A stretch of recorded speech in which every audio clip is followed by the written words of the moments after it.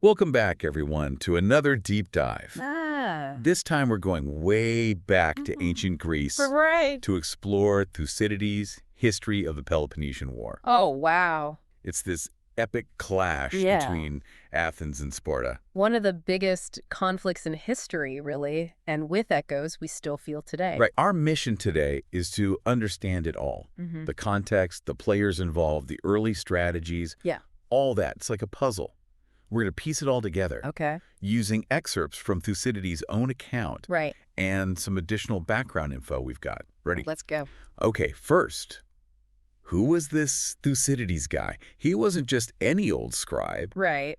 He's an Athenian, maybe even connected to some big names. Ooh. And he owned gold mines. Wow. Talk about a front row seat to history. Yeah. That's really interesting, actually. I mean, Yeah. his wealth, and those possible connections, Yeah, they could have definitely colored his view of the war. totally. Like, did his money, did his interests line up with Athens getting bigger and stronger? That's a great point. We always got to think about that. Who's the author? What's their background? Exactly. And Thucydides, he really believed this war would be huge, even from the start. Yeah. So he starts writing it all down right away, like meticulously recording everything Really? by summers and winters. Wow, that's a very unique method. It's like almost like a campaign log, a military log. Yeah. And it shows you he was really committed to being accurate, Hmm. to just, laying out the facts, no Yeah. myths or exaggerations. Thank goodness he did. Right. It's like this window into the past. Yeah, Right? yes, totally. Sadly, though, his writing, it just ends Mm. abruptly. Oh. We don't even know how he died. Mm-hmm. It's another piece of the mystery. But we know the war itself, it was massive. It Right. reshaped the whole Greek world for decades. Yeah. To really understand it, we got to step back, though, and Okay. see what Greece was like before the war, I mean. Thucydides gives us this amazing picture of how Greece evolved. So me too. Right. So imagine Greece, but with pirates everywhere. Oh, wow. All these scattered settlements just trying to make it. Yeah. And slowly, things changed. Walled cities started popping up. Huh. Trade routes grew. Uh-huh. And of course, they needed protection. Right. So out of this chaos, we see these new political systems, like tyrannies, appearing. These rulers came to power, often with people's support, Interesting. promising stability and safety, which is what people wanted in this changing world. Makes sense. Right. It was that the game was changing, Yeah. and everyone had to adapt Mm-hmm. or get left behind. Sea power became a big deal, too. Right. Cities like Corinth, they were leading the way in building ships.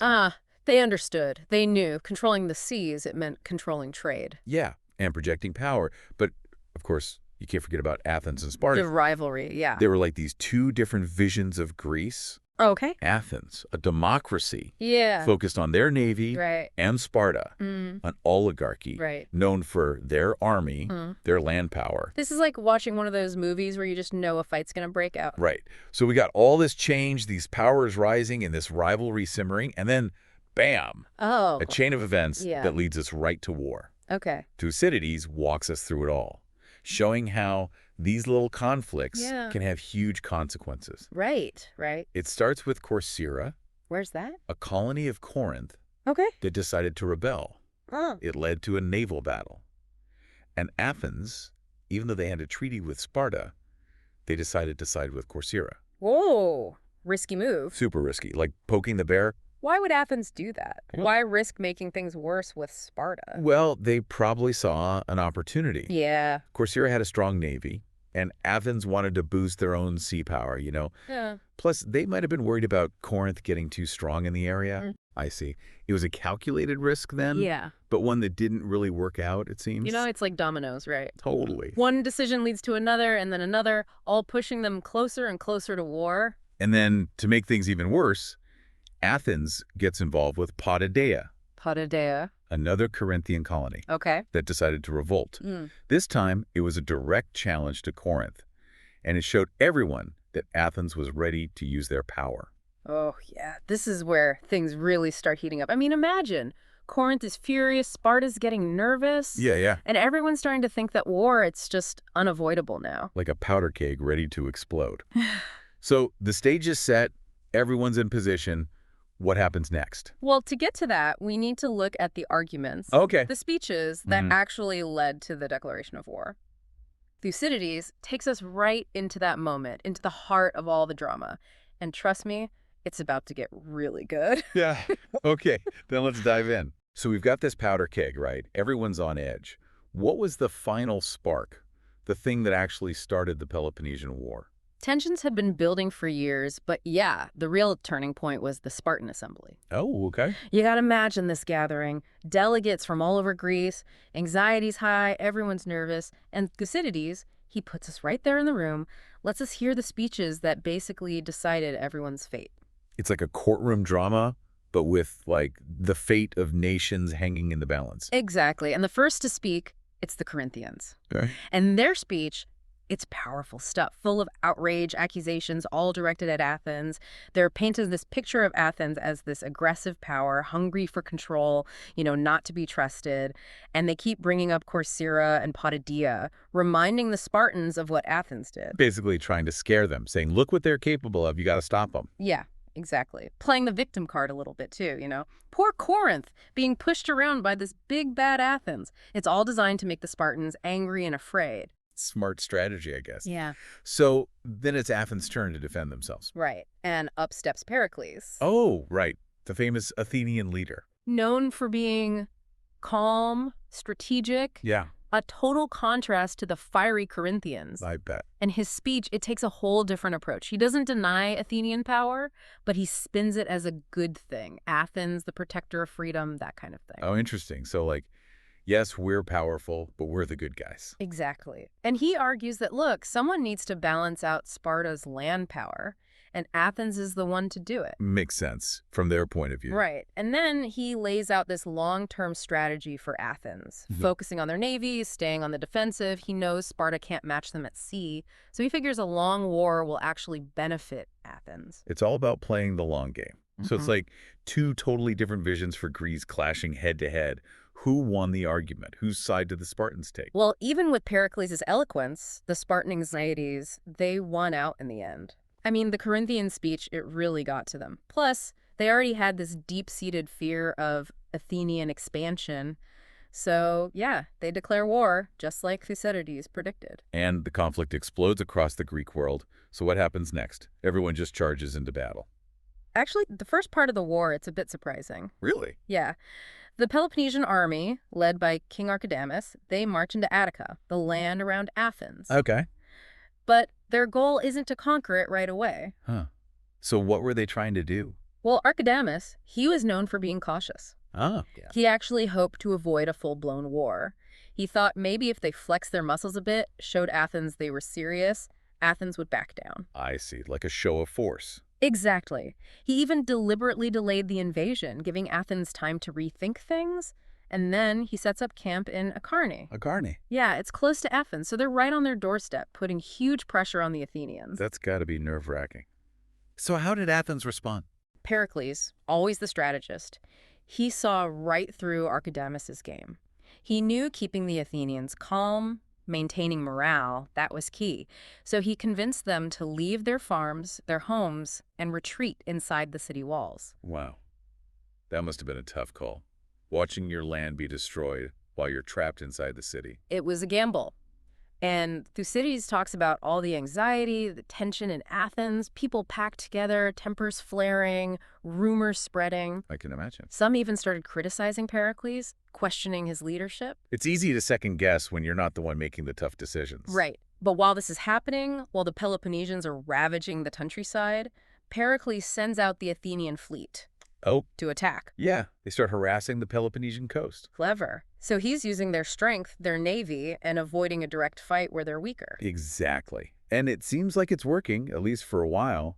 But then something happens that changes everything. Something nobody could have predicted. What?